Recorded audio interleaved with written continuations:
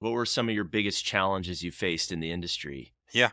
A lot of challenges I think like every business owner is into is just financial, is just figuring out how do I have fun at this and do a good job, but make money. It's really hard. How has the industry changed since you first got involved, and where do you see it going in the future? It's changed in a kind of a simple fact that cars are coming with more and cars are looking better and they're watching our trends. They're watching what we're doing and they're copying us.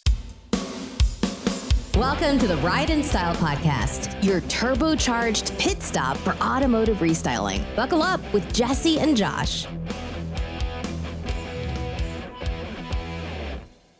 Welcome to another episode of Ride and Style Podcast. Today we have fantastic guest, Tom Waitzman of DPS Automotive Group and the Restyler Connect and Auto Accessories Configurator, a restyler and a SaaS company owner, and a friend of Josh. So thank you, Tom, for being on the show. Thanks for having me. Tom, how cold is it in Chicago today? Too cold. You Too know, cold. I every time I go visit Tom in Chicago, I always think about it's so windy there. I know they call it the Windy City, whatever, but it's like if it's 20 degrees, it really feels like zero in my world. And that's why Tom is such a remote starts is how he pays his bills for the last 20 years. Back in the day, I know we're just jumping right into this, but I just got to know, Yeah. what was your best month ever amount of remote starts? How I many would did say you that do? we were doing 50 a day at one point. 50 a day. 50 a day we were doing at one point. How many did you ever do by yourself? The most you ever did back when you installed? When I was installing, I Yeah. would do 10. I would do 10 or 12 a day. 10 to 12 a Yeah. day. Now back then, Yeah. Jesse, it wasn't all plug and play too. You had to actually wire No. stuff. Yeah, my fingers still hurt actually. And that was 10 years ago probably. A little bit of arthritis developed out of that, repetitive Yeah. stress.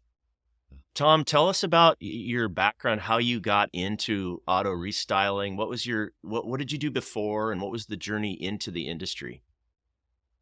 Yeah, I was always passionate about cars. I know it sounds crazy, but when I was 12 years old, my older brother came home with a Ford Mustang and had some pile driver speakers and an Alpine radio in it. And I looked at that and I said, that's what I'm going to do the rest of my life, which sounds crazy at 12 years old, but it's Yes. real. I just knew that I wanted to do it. So He I still did loves everything. cars. I He still love it. loves- he's- I still love when new product comes in. I want to be the one to open the box and look at it because I just love looking at it and unboxing it and seeing what we're going to put in cars. I love it. I took that passion as a kid and said, that's what I'm going to do for a living. And I did it. I went to Best Buy and begged them for a job. And then I went to the local car stereo shop, which was Sound Experience, which was definitely the leader in Chicago back then. And I begged them for a job and I said, I'll sweep the floors, I'll clean the toilets, whatever I got to do. I want to work here. And that's what I did. And I ended up going from being working at a Best Buy to a kind of a custom shop, which was Sound Experience, to being a tech support rep for a remote start manufacturer, which Avital was here in Chicago at the time. Whoa. So that was well before Directed and Vox, Oh, yeah. Avatal, It was whatever you call it. Yeah, it was when Clifford was in California, and Clifford started Avital because the owner of Clifford had a daughter named Avi or a son named Avi and a daughter named Talia, and he created Avital, and that was in Wow. and that was in Buffalo Grove, and I lived down the street, and Alden Stiefel was the president, who is now the president and owns Maxonics, which is Hyphonics and a couple brands, and he'll tell you that I showed up there every day almost and asked for a job until they finally just said, fine. I wasn't even 18 years old yet. I think I was 17 years old and I wanted to be a tech support rep.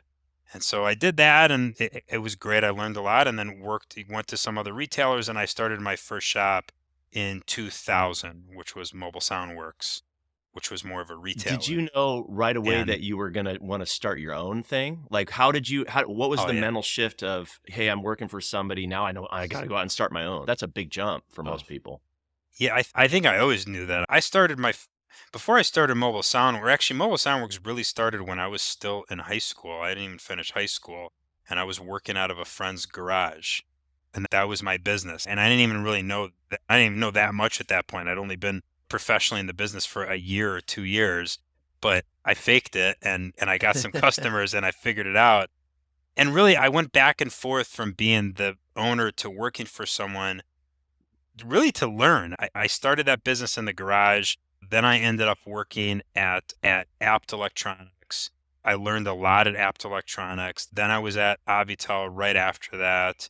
And then I started my business, Mobile Sound Works, and I ran that for 4 years, from 2000 to 2004. And I was a passionate kid. I loved what I did. I did great work for people, but I wasn't a businessman. I didn't make any money. I didn't know how to run a business. I knew how to work on cars, but I didn't know how to make any money. So I went to go work for one of the biggest expediters really in the country, which was S&S Automotive, and they were in their heyday larger than anyone. When I worked at us, and I went there as their director of technical development, that was a title that I made up on my own, and they said, all right, fine, that sounds good. So I made up that title, and I was basically responsible for teaching all the guys, for looking at new products, for helping with sales calls, with putting out fires with cars that we couldn't figure out or whatever. And so I learned a lot about business there. That was a serious operation. You asked me how many remote starts. I did 50 a day. At S&S, we were doing like 1,000 a day Oh. some days. We had 100 installers. 1,000 1,000 remote starts a day. Yeah, maybe not quite Sheesh. 1,000, Yeah. but there was 100 technicians on the road. And these guys were real soldiers. These guys would grab a case of remote starts and they'd go out dealership to dealership, working in the parking lots, working in their service drive, Snow. whatever, snow, whatever. They'd be outside wearing snowsuits with the car on and the heat cranked, and they were installing remote starts. And I don't think there's too many companies that ever existed that did the kind of volume that S&S did. Amazing.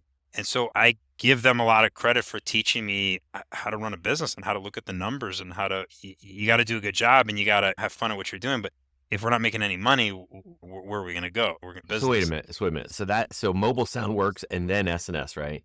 So Mobile Sound Works, then S&S. so if any of our manufacturers are listening and they see something where Mobile Sound Works owes us money, how can they get hold of you?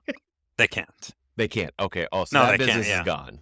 The phone's disconnected. Okay. Yeah. No, Tom pays all his bills, so that's no, we're not worried about that.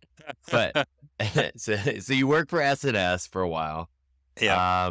You did that, and that's when you started DPS. Yeah. So it was 2009. I was. Great time to start a business in the it's automotive perfect. world. It was 2009. So it's 2009. I just felt like I was a caged animal. It sounds like weird, but I felt like I'm an owner. I can't do it. I can't. You are continue to the work for biggest someone. entrepreneur I know. You bleed business owner. Okay. Yeah, I need it. And I tried, when I was there every day, I treated it like it was my business.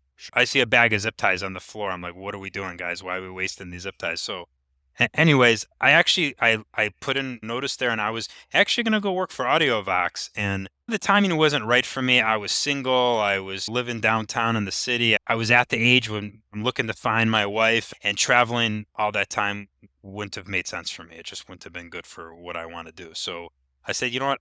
I'm just going to give it a try and start my business again. So I called the 3 dealerships that were like my main customers before I went to work for S&S, and I said, guys, if I start this thing up again, do I have your business? And all 3 of them said, you don't even have to ask. Of course you do. It was a risk for me, but it was a pretty calculated risk because all 3 of these stores said, you got it. So I started DPS out of the backseat of my car. I had no shop. I had my stock room at my apartment in the city. I would go out to the dealerships. I would do work. I would come back and I would handwrite invoices. I would come back to my house and I would enter those invoices into QuickBooks, and then I'd start that thing over again. And I would stop at my local distributor every day because I lived in the city. So from the city to the suburbs where I was doing the work, A&M Distributors was right on the way. I'd stop at A&M. I'd get what I needed, and then I would go out on the road. Now, were you doing all electronic stuff like radios and everything? Okay. So yeah, you're doing everything. Yeah. Not just most remote of starts. Yeah, but most of it was remote starts. But it was remote starts, radio detector, mobile video. That was back when we were putting nav radios in cars all the time, and we were putting overhead TVs and headrests in cars. Man, it was just a different time. Let me see. If there was one thing I miss product wise, it's overhead DVDs. Oh, those things were so great. Man, you would be able to blow one of those out in a half hour, make $500-600, Yeah. and just do and have 10 of them waiting behind it. Like boom, 10-inch, 9-inch. That was the only choice. What do you want?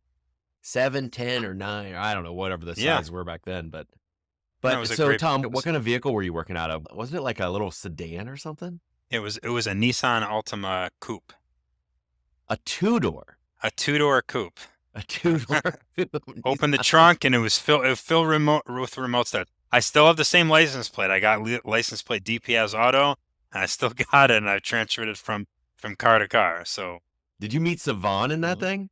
yeah, I did. And she married you? You know what's funny is she didn't know anything about cars, so I had debadged that car because that Ultima Coupe, when it came out, Oh yeah, it looks like it the was really Infiniti. slick. Yeah, you didn't know what it was. It was really slick. So I took the emblems off, and she didn't know. She's like, "What is that?" She didn't know anything about It's a cars. G70. But yeah, it was a Yeah. G37 or whatever it was, G30, G35, whatever G37, it was back then. But yeah, it was. And then I got my first shop, and it was like a 2-car bay, and then I hired my first employee, and then we went to a 4-car bay or 5-car bay, and just kept on growing from there. Today we have 30 employees. I got to go back really quick. You made a quick comment about when you were in high school working out of a garage. What were you doing back then? What kind of projects? Really stereo. So you're systems. really into stereo right away. It was like sound systems, and then that kind of got you, and electronics eventually. That was your major interest. Yeah. It was definitely stereo systems. And when I was in high school, it's different today, unfortunately. When I was in high school, everybody wanted a stereo in their car. They weren't putting a loud exhaust in their car. We weren't looking at our phones. You were changing the color wrap. No, we were putting as many subwoofers as we could in there to make it as loud and ridiculous and obnoxious as possible. And my friend whose house it was, he had a Jeep Wrangler, and I don't think we ever even finished it. I think I just go there and hang out and try and build a subwoofer enclosure. I didn't know what I was doing, but it got me that free garage to do other work out of. So I just kept on working on his car, and then it was a different What time. about- It's still a fun business, but back then it was What about different. challenges? What were some of your biggest challenges you faced in the industry? And you probably had to overcome a lot of Yeah. challenges. Yeah. A lot of challenges I think like every business owner is into is just financial, is just figuring out how do I have fun at this and do a good job but make money. It's really hard, and I think it's a problem in our industry, maybe every industry, maybe not just our industry, but it's a problem in our industry globally where a lot of guys who started businesses are like me or no different than me, and Josh, I'm sure you agree with this, that they're not business people and they don't think about it like Yeah. that, and I think that if our industry, if SEMA Pro, whoever, if we could do anything to educate people or to help shops, is to help teach them about business, about how important it is to be organized, how important it is to know what's going on in your business, where business is coming from, where you're spending money at. I'm not trying to drive all this into my software, but Restyler Connect is the number one success of my company, in my opinion, are two things. Number one is the simplest thing ever that every business should do, is I've always done the right thing. No matter how painful it is, I've paid for things that I probably shouldn't have had to pay for. I've warranted things that I shouldn't have warranted. I've done whatever. That's number one in any business. If you don't do that, you're not going to succeed. But number two is that as my business started to go from a one-man operation into multiple technicians and multiple customers, which a lot of guys are there or getting there or already way past that, I said, I can't, you can't run a business and you can't grow and scale unless you are very organized. And I'll tell you, Jared Cohen from Auto Action, he's the one who inspired me to even think that way and to look for something, because Jared was really very forward thinking in that. And he had something built for himself years ago. And I remember at one of the SEMA shows, him showing me his screen, and he's, look, I can click here and see what's going on at this shop, and this color means this. And I'm like, man, that's really cool. Like, he's sitting here in Las Vegas and he's watching his business in New Jersey, and he knows everything that's going on. Yeah. And I'm thinking to myself, in the 10 minutes that he showed that to me, I got like 15 text messages. Tom, where's my car? How come this car's not back? What's my cost on this? How much does this remote start cost? And I thought to myself, this Wait a is minute. Are figured you out. saying that you're going to give credit to Jared I am. for I am. the brainchild of AAC Restyler Connect? Yeah. Yeah. Jared Not Cohen? hold on, not AC, because AC Okay. was a different deal. That was a dealership Okay. who was unhappy with add-on Okay. auto. Yeah. But Jared inspired me to look for something. Now I didn't Yeah. have Jared kind of money, so I couldn't build my own software. Yeah. But so I started looking, and I'm like, there's got to be something out there that we can tweak or whatever, and I can Yeah. figure it out. So I ended up doing like trials of a ton of different softwares that were mainly for field service management, because there's a lot of softwares out there for HVAC guys and plumbers and electricians and guys who work on the road. And in some ways, their businesses are similar to us because they're going out and they're doing work on the road and they're needing to communicate with their customers and needing to watch what guys are doing out on the road. And if you're a restyler that's doing dealership work, that's your biggest struggle is what's going on, where and how you get work done. So I ended up finding a software called Help Desk, and it worked great for me for 6-7 years. And that's when we looked at it and I'm like, all right, why don't we just take that, which is pretty cool, but why don't we make something that's made A little bit more better. Yeah. just for us? Because there's other softwares that are for our industry now, but they're not just for us. They're for mechanic shops. And as much as we want to think or at least as much as they want to think we're the same as mechanic shops, we're not. Yeah. It's a We're not completely body different- shops. We're not mechanic shops. We're not service departments.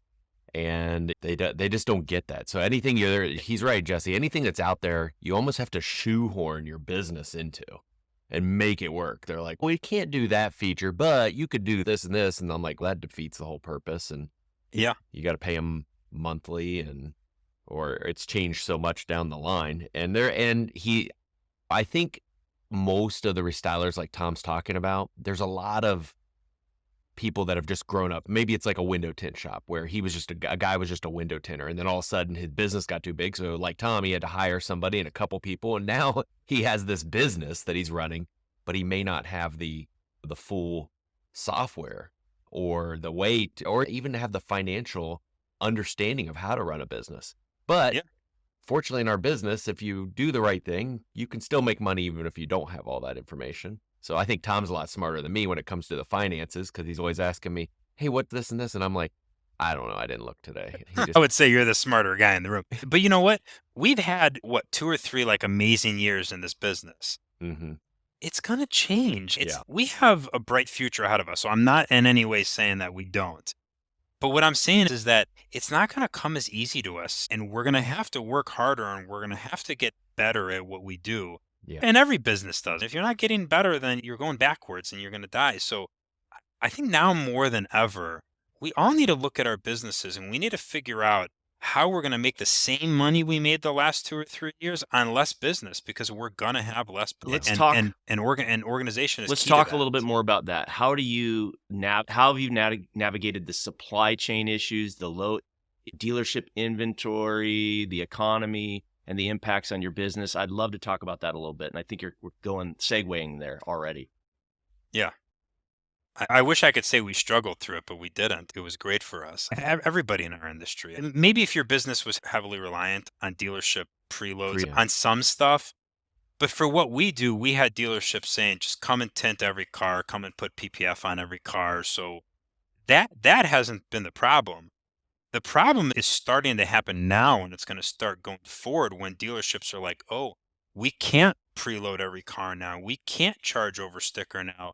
And it's been 3 years since we've had to look at your stuff to make money, and now we need to do it again. So the challenge is actually now, not the last 3 years, of how do we re-educate our dealerships and selling our products again and showing them that we're a profit center. And now we have different people too, because we have different salespeople who have not had to work hard at They all. don't know how to sell. First of all, we don't have salespeople that know how to sell anymore. And then dealerships don't have salespeople. that sell There's a anymore. difference between So an now order we have to taker. read- There's a difference between an order taker and a salesperson. Yeah. And these guys, they didn't even have to be order takers. It was, I got 2 cars in the lot. Which one do you want? And it's 10,000 over sticker. What do you want me to tell you? But now we're going to have to work hard not only in educating them, but now more than ever, we need to have the tools for them so that these guys who are used to doing everything on their phones, that they can do that and that we can communicate with them efficiently, which again, I'll plug back in, I'll go back into AAC. Auto Accessory Configurator is the perfect tool for that, where a restyler can walk into a store and say, here, don't worry about brochures. Don't worry about knowing that much about accessories, because let's be honest, they're never going to take the time to understand our products or understand our Yeah. business. And I don't blame them. It's not, they're there to sell cars. They're not there to sell our products. So while we're on the topic, we'll talk about Yeah. it, and then I have a couple other questions on your shop, and I'm sure Jesse has your questions because by the way, he has the cleanest shop I've ever seen in my life. In fact, Jesse, if you were to take like a little piece of silicone or something like that and put a squirt about a quarter size on the floor somewhere in his shop, he would be able to find it in less than 5 minutes because his shop's so clean. It's so clean. It's beautiful. It's great. In fact, he put in a car wash for his dudes. Yeah. That's awesome. I'm not even going to ask how much he spent for that. On a car wash to put in for his guys to clean the cars before they start ceramic coating and everything like that. But anyway, I want you to think about that because he moved from electronics to now film and protection. Really successful. So we're talking about that in a minute. But since you brought up Restyler Connect, why don't you tell everybody a little bit? It's restylerconnect.com. Why don't you tell everybody what does it do? What problems is it solving? And why do you have the best partner in the industry? Yeah. So should I talk about the last part first? No, they don't know who it is, so it's fine. All right. Restyler Connect is a shop management tool. It sounds like a simple explanation, but it is a shop management tool. And it has everything to manage the operations of your business from start to finish, and then takes that information and pushes it into your accounting system so your accounting can be ran in an accounting software, whether that be QuickBooks Online or Zoho Books. So our software handles from a lead coming in to creating an estimate, to the estimate being approved, to a work order being generated, the work being scheduled and dispatched to a technician, check in, check out to document vehicle pictures, damage, any specific notes that a customer wants to be stored forever in our cloud, to creating an invoice, and then commissioning your technician and your salespeople. So I said a lot in one sentence, but it really is everything that you need to do to run your business, regardless of whether you're a retailer only and an expediter only, or you do both retail and wholesale sales. It handles everything. And it also has a real-time connection to any car dealers that you might do business with. So your car dealership can be in front of a customer offering accessories. They could submit that order. That order comes in real time to your platform, to your Restyler Connect dashboard, and you're able to just, with a click of a button, turn that into a work order and dispatch that work out. So it handles everything. Now, let me really quickly, just for clarification so everybody understands, you've got two names here that, just to make sure people aren't confused. There's the term Restyler Connect, and there's the name, the Auto Accessories Configurator. How do they relate? How are they different? Are they the same thing? Is one a part of the other? How would you describe that to a restyler or a dealership for that matter? Yeah. So they're same company, but two different platforms.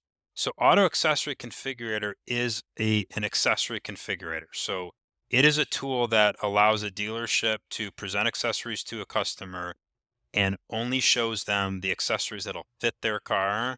It shows them all the information that they need to make a buying decision, the pricing of it, and then allows an order to be submitted and fulfilled either within the dealership internally or then connected to Restyler Connect.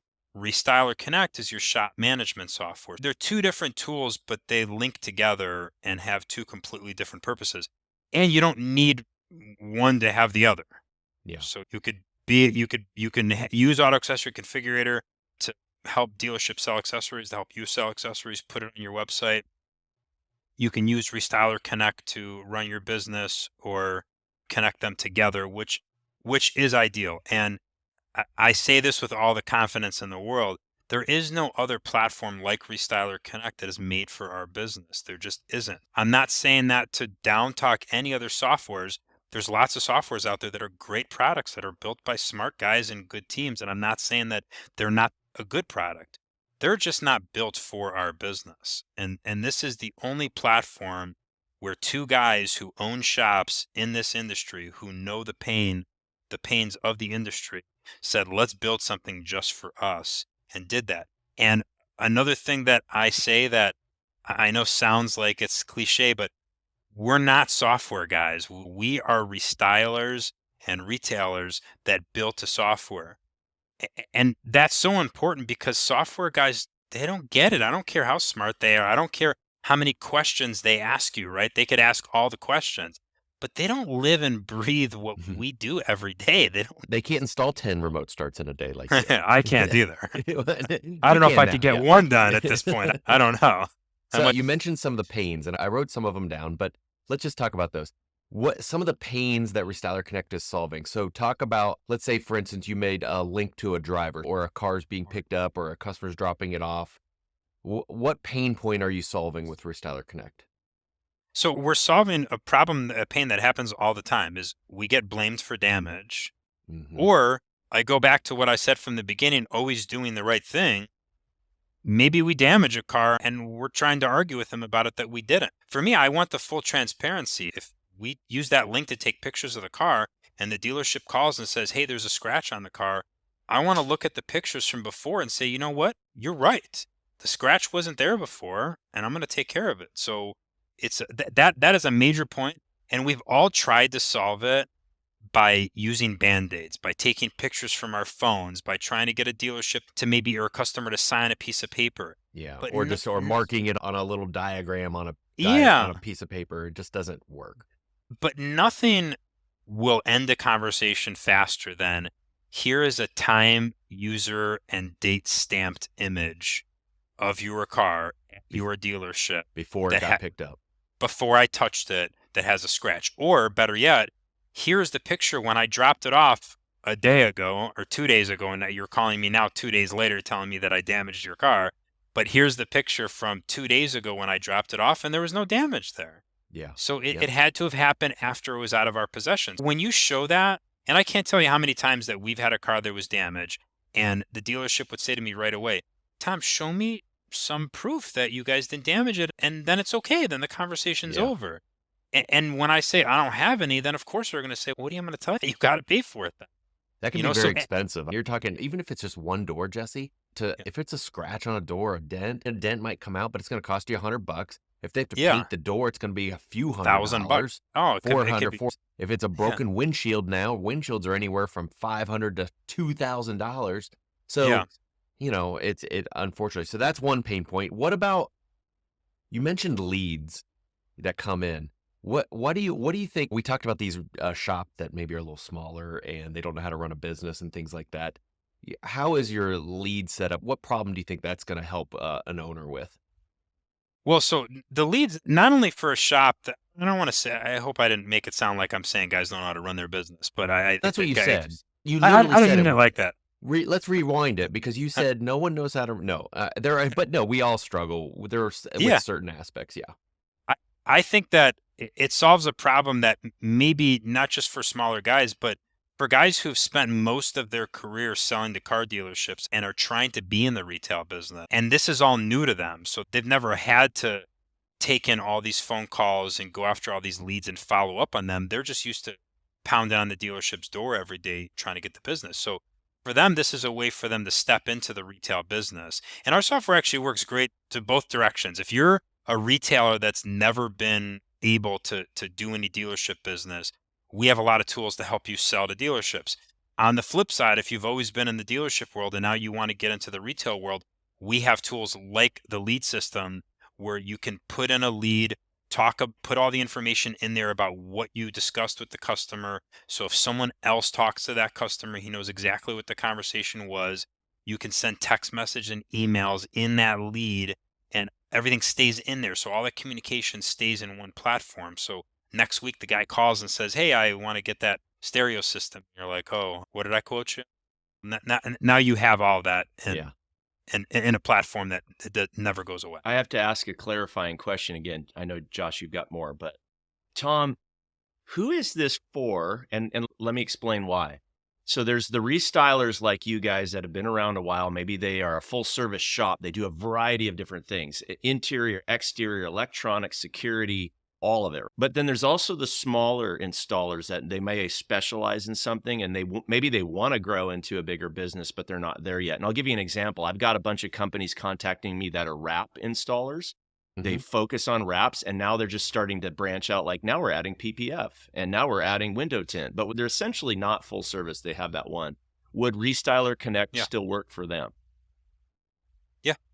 Any shop that is doing vinyl, PPF, window tint, truck accessories, car stereos, electronics, ceramic coatings, undercoating, bed liners, anything, anybody who is accessorizing cars from any part of that industry would absolutely benefit from having an organized way to run their business and a process.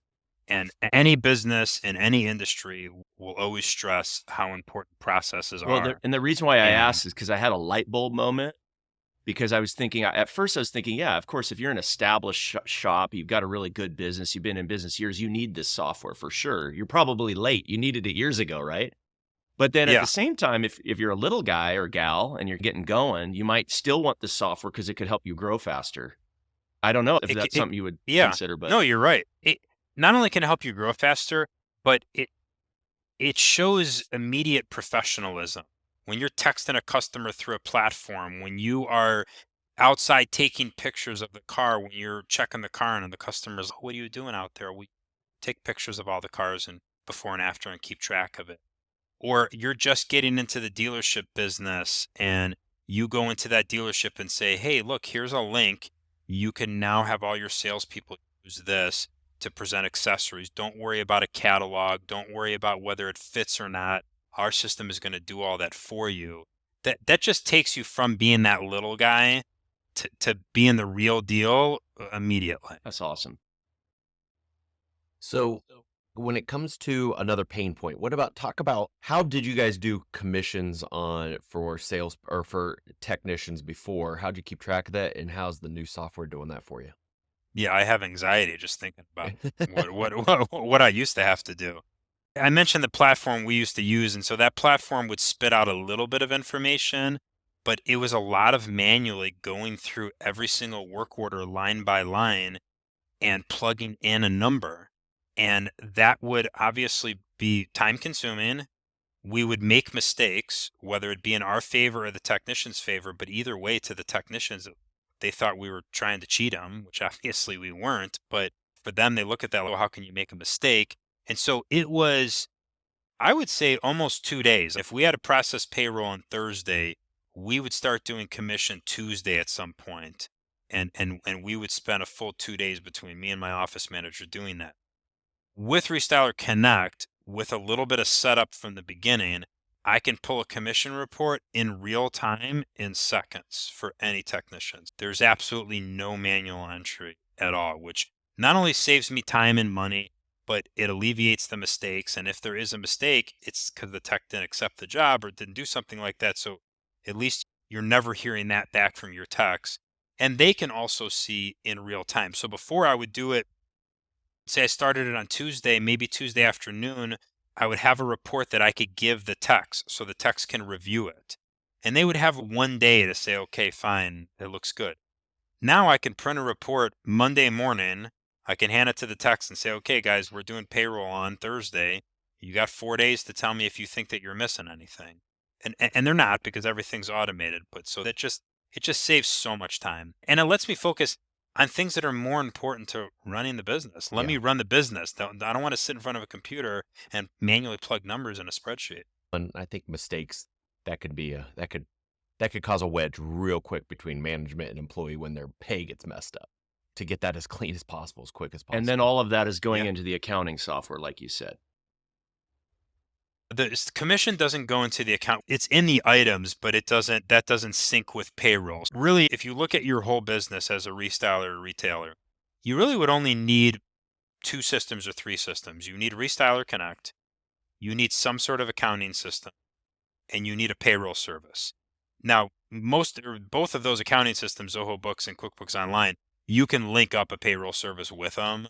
Yeah. But so you'll still have to handle payroll, accounting, potentially your benefits outside of that. But in most businesses, and it should be like this, those are really two different worlds. Let my operations live within Restyler Connect, and let my office and human resources live within my accounting system and my payroll service. Then it cuts down on the amount of subscribers you need for your accounting. You don't have to have a bunch of people on it, 10 users. You could just have 2 or 3, which cuts down cost and everything like that. If Restyler Connect was not clean as clean as your shop, okay? I just want people to understand, because you're like the brains behind this. So, I don't know about that, but and there's a little OCD. It's okay, it's great, but you are really clean. But how do you think that actually benefited everybody else with the way you've come up with Restyler Connect? oh, it's my sickness, and let's call it what it is, right? I mean, didn't say it. I'm using it as a compliment, but didn't- yeah, but Whatever. your You You sickness. didn't say neurosis. yeah, my sickness, it makes me look at the platform and make sure that everything is right and it's in its place and makes sense. And because I know that, forget my OCD, but it's already a struggle every day to run a business, right? Sure. Every Yep. day, it's always some sort of headache. There's some sort of problem happening. I don't care how organized you are. I don't care how good you are, how good your team is. Things are going wrong, right? Do I need to fight with my software platform too? Do I need to wait for a little circle on the screen for 5 minutes for the next step to happen? Do I need to try and spend a bunch of time figuring something out? No, I don't. I don't think there's any platform that you can just walk right into and know how to use it immediately, but it is so intuitive and it's so easy to use and Yeah. it's so easy to navigate. And our number one priority is to make it fast, because that's so frustrating and so and so detrimental to an already stressful day to fight with your computer. Yeah, and it's We fight with cloud-based, enough right? people. So Yeah. what I love, one of the customers the other day had said, "Hey, my whole business can burn down tomorrow. All I do is go grab a new laptop over at Best Buy, and I'm back up and running." That's a good thing. Jesse, I got to tell you a funny story. So Restyler Connect. So Tom and I are having this meeting because he's about to meet with the developers, and he's so worked up, and I'm like, "Tom, what is wrong? What is going on? These stupid blah blah blah blank tabs are not lining up," and I'm looking at and on staging, and it's literally the little notes section, and then there's the stock number, and then the VIN number section, and they're literally just stair stepped a little bit. They're not lining up, and he's just, and which I appreciate, because I'm the opposite way. I'm the minimalist. I'm like, dude, I don't care if notes is spelled right as long as there's a section for it, right? But he is very, oh my gosh, no, the font's the wrong color. The box needs to be bigger. It's all to his credit. When the software does come out and we've released it, it's got all the minimal things on there, thanks to me, but then it's got all of the good things on there and the way it works and the way it looks, thanks to Tom. Tom's OCD. You Yeah. mean. Yeah, his Yeah. Tom's OCD, his sickness, we're going to call My it. sickness. How did you guys? You should ask my wife what she calls it. Yeah, I believe it. How did you guys even meet? Oh, okay. So Tom, let's Are tell you? him the story about how I was your worst enemy Yeah, in well, the beginning. I was the one guy that was probably the furthest from ever becoming his partner. but so let's go back to the one guy that made all that happen. Oh, do we have to give And- him more credit? And that's Jared Cohen. Jared Cohen. Oh, so, you know what? So Jared was part of the Restylers United group, and Jared became a friend of mine. And so I was always So talking I was to in him. the group. Tom wasn't in the group, but I was in the group. So Jared and I were Yep. close, and Tom and Jared were close. But go ahead. And so And- Jared got me invited to one of the meetings in the early stages of Configurator, and Josh was, blasting everything, and of course Jared's my friend, so he's telling me afterwards, like, yeah, Josh doesn't, Josh he doesn't think we should be involved in Well, this at all. because But I I had fought pretty for much- you. I had pretty much partnered with another competitor, Yeah. and I was like their poster child for a while. And I liked certain things that it had, which Tom's system didn't have. Now, I did think Tom's system was clean, but it didn't have all the behind the scene stuff that it needed to help the business work. We're having this meeting. Tom does his presentation. And then the other thing I laughed at was Tom was like, because we go, okay, how much is this? He goes, I don't know. What do you guys want to pay? And I'm just I like, was trying to. I'm a Chicago salesman. I'm yeah, trying to make a deal. You tell me what it's worth. yeah. I'm like, oh my gosh. I come from Ohio where, if it's $5 on Walmart shelf, you go to the store and you pay $5. I don't ask for a discount. I just go do it. But anyway, Yeah. so after he leaves, then we're debating. The whole group of us is debating. Okay, do you like this software? But the problem was nobody in that group really. They might be listening, but none of them had the foresight of where the industry's going and why it was so important to have the people in that room at that time. That was years ago in Chicago. But so afterwards, Jared goes, you and Tom need to just talk. And basically, Jared wanted us to arm wrestle and find out, okay, which company are we going to stand behind? And Tom goes, so I called Tom and I said, listen, I love you. I love what you're doing here, but can it do this? No, but we could do it. I was like, oh, that's interesting. Because normally every time I talk to a software company, they're like, oh, no, we can't do that. We can't do that. But Tom always said, yeah, but I could build that out. I could do that. Oh, yeah, that's a good idea. I will do that. And then I asked him, I said, what about this back end stuff and this and that? He goes, yeah. He goes, why don't you just be my partner? And I'm like, oh, I hate people from Chicago. I'm like, oh, do I really want to be this guy's partner? No, but it was a good opportunity. So we talked about it and we met at, I think we were at SEMA and we just started talking about some stuff. And I had ideas and a vision and he had ideas and a vision and they were pretty similar. They weren't too far talk apart. about that. Did I miss anything? What were the visions? Yeah, you're missing actually a really big thing. Yeah, what was? You basically gave here to back up a little bit. I was burnt out on this thing and I was ready to let it fizzle out. That's when I'm like, all right, I need a partner. That's why me and Josh started talking. But Josh gave me a test. He's look, Oh yeah. I want to see how you can make this work. Show me that you can do this and this functionality. And I'm like, all right, fine. So he gave me this list of things that he wanted the software to do, and I got him done. Mhm. And he kept up his end of the deal, and we became partners. So that was good after that. And then I ever forgot since about then, that.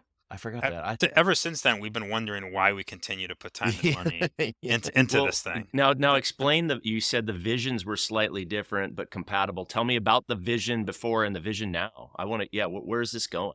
And where's it been? Tom's a more realist, right? Okay. Because he's more on the developing side and I'm more of a dreamer of, okay, why can't this software just come in and run my business so I can just stay in bed?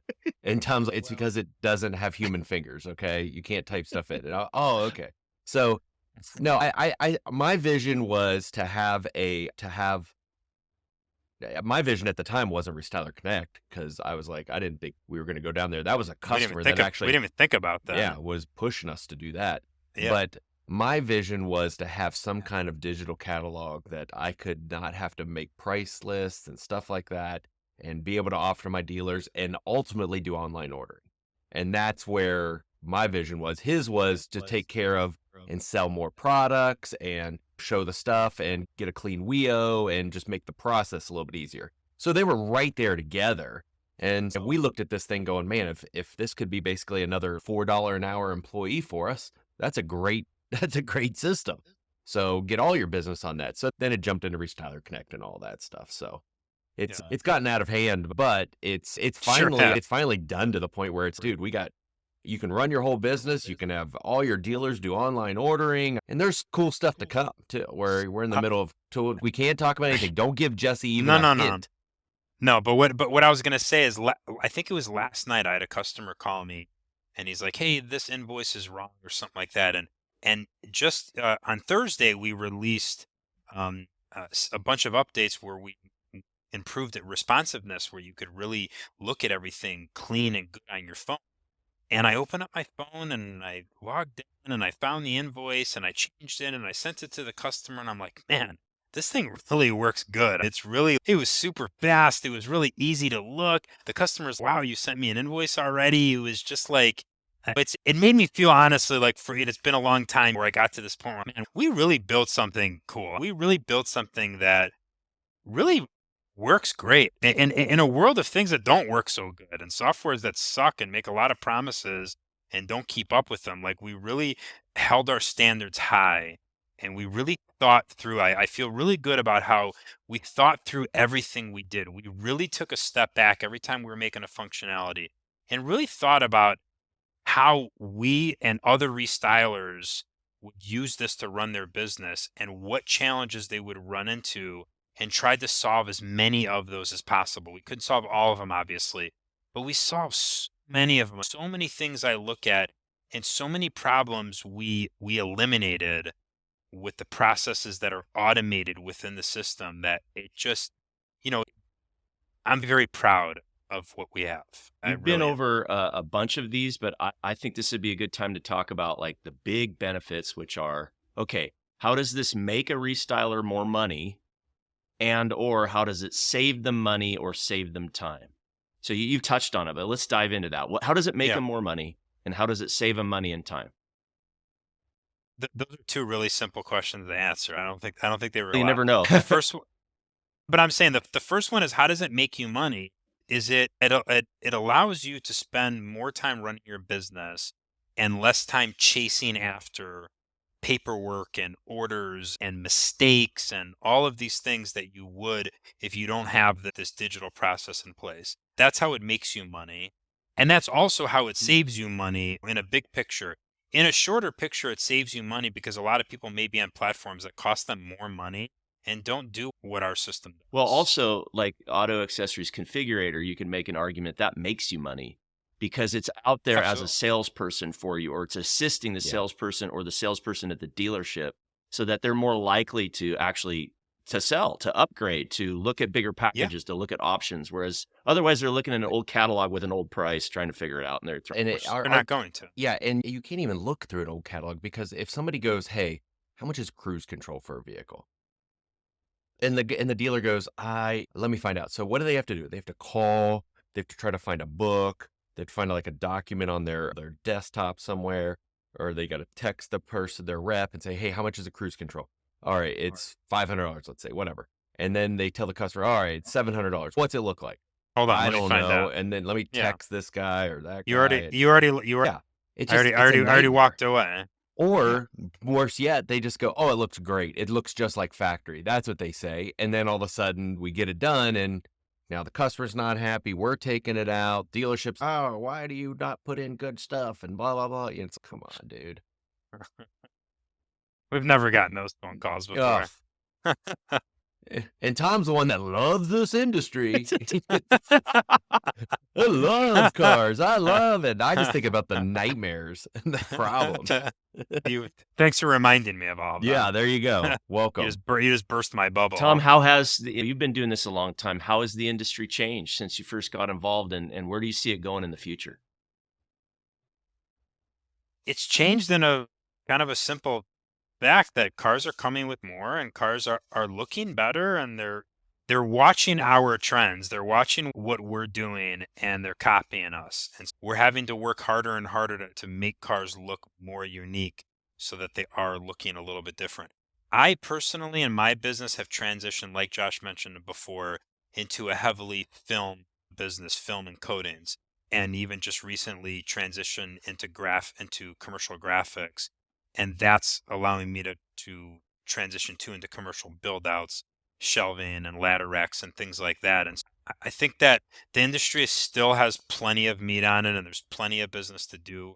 But like I mentioned, I think a few times already, we have to continue to work hard at it, and we have to continue constantly innovate and pivot and look for different things to do. We cannot sit by the phone and wait for that phone call for the leather or the backup sensors or the backup cameras or even the remote start business that just is not going to be there like it was before. It just isn't. When you go in let's say you walk out the back of your shop, all right, you could, I think if my memory holds me back, you probably can hold 8, 10 cars, right? Okay. If you're not in the aisles, you can hold like 12 cars. Okay. So 12 cars. So Yep. 6 years ago, what would have been those 12 cars? Maybe how many, like a couple remote starts? What would have been the makeup of those 12 cars versus this week? Yeah. So 5 years ago, you would have had about 40% of that. So let's say out of 10 cars, 4 of them would have been remote starts. 4 of them would have been rust proofing undercoating packages, and then 2 of them maybe would have been window tint or PPF for vinyl, and those would have been contractors that come in and do it that I've no control over, and I'm making not that Oh, much so you were money on. subbing it all out. Yeah, that's how Yeah. and I tell people all the time when people ask me, how do you get into Sub it out, PPF yeah. and window tint and vinyl? You need to start by subbing it out, get the business going, get the reputation going, and then start hiring people and start doing it on their own. But you can't just go out and hire a person and don't have the business. More importantly, you can't go out and hire someone, even if you hire an experienced guy, and even if you can get the business, but not know anything about the business. Yeah. I'm glad I started with contractors because I learned about it. These guys, not only I was contracting it to them, but I was asking for their help and I was asking their opinion. And I'm very grateful for all the contractors that I've had because they've been great guys and they've gotten us to that point. So I was contracting it out. So today, though, when I walk out into that shop, everything is filmed right now except for, and I'm looking actually on my cameras right now, and everything is filmed except for one Corvette that's getting a radar, a K40 radar, and some film. But it's so when you say yeah. filmed, tell everybody the different types of film you're doing these days. So we do a lot of window tint, we do a lot of paint protection film, we do a lot of color change vinyl wraps, commercial graphic wraps where we're designing and installing commercial wraps for vans or trucks with company logos and everything on them, and chrome deletes. And chrome delete 2 or 3 years ago was probably bigger than it is today. Again, the factory copied us and they started coming out with these blackout packages, and that's again how we had to pivot, and that was quick. I started doing blackout packages like 7 or 8 years ago, and it's already, look at how many cars it's an option on, or it just comes with now. Yeah, the OEs they were slow to the game, but now you get some They're cars fast they're now. totally blacked out. Totally. No, good. That's the makeup of where do you think it's going to be in 5 years? I try to copy my friend Josh, and I would like my business to be a third dealerships, a third retail, a third fleet. So I see us doing more and more on the commercial end because I think those are good customers. Those are people who like spending money, who appreciate good work, who understand that timelines can't always be met as hard as you try. That's good business to have. Where my next pivot's going to be, because I'm always thinking about where my next pivot would be, not necessarily being in the sign business, because that's a really hard business and there's a lot of people in that business, but more in that commercial space where I could be that one-stop shop for businesses, where I can do their cars and I can do the graphics in their building and I can do their personal cars. Because let me tell you, the guy who owns the HVAC company or owns that plumbing company, he's most likely a car guy and he likes to spend money. Anybody who doesn't realize what a gold mine that market is really missing out, because those guys are great customers. They really are. Yeah. Awesome. How do we find out more about Restyler Connect and all of your systems and programs and DBS? Yeah. So you can go to dpsdealers.com to go to my website, which I'm constantly redesigning every day. So there's always stuff new on there. And then the tabs don't line up. Everything has to be lined up. I get very mad if they don't line up on every single screen size in the universe. It's got to be right. That's why I bought an iPhone 12 mini, just because I'm like, Tom, look at your website on my little It's phone. wrong. It's messed up. He's immediately on the phone with the developers. dpsdealers.com. To learn more about Auto Accessory Configurator, you can go to accessoryconfigurator.com. And if you want to learn about Restyler Connect, you can go to restylerconnect.com. Awesome. That's great. And if people have questions for you, if there's a restyler that wants to get a hold of you, do you want them to just go to the website and fill out a form, or should they follow you on social media or send you an email? Or Yeah, me personally, I'm happy to talk to any restyler about my software, about my business, whatever. I'm happy to help. And I feel like people can learn from me and I can learn from other people. I don't have all the answers by any means. So I love to bounce ideas off people. So you can email me, Tom at dpsdealers.com, or even the contact forms on the website go directly to me. Awesome. Thank you, Tom. This has been a really good interview. Learned a ton. This is exciting. Thanks, Tom. Thank you, guys. Appreciate you being on, brother. Thank you. All right. And there you have it, another high-octane episode of the Ride and Style podcast, revved up and ready to go. Your hosts, Jesse Stoddard and Josh Polson, shifted your automotive game into overdrive. If you're hungry for more insights, trends, and game-changing interviews from the automotive restyling universe, don't forget to hit subscribe and leave a glowing review. We'd also love for you to share this podcast with your gearheads, installers, and auto lovers network. Because remember, knowledge is power, but shared knowledge turbocharges the whole industry. For more expert resources to supercharge your business, cruise on over to autostylemarketing.com, your one-stop shop for everything automotive marketing. Until next time, keep those wheels spinning and your passion ignited. Thank you for riding in style with us. See you on the next lap.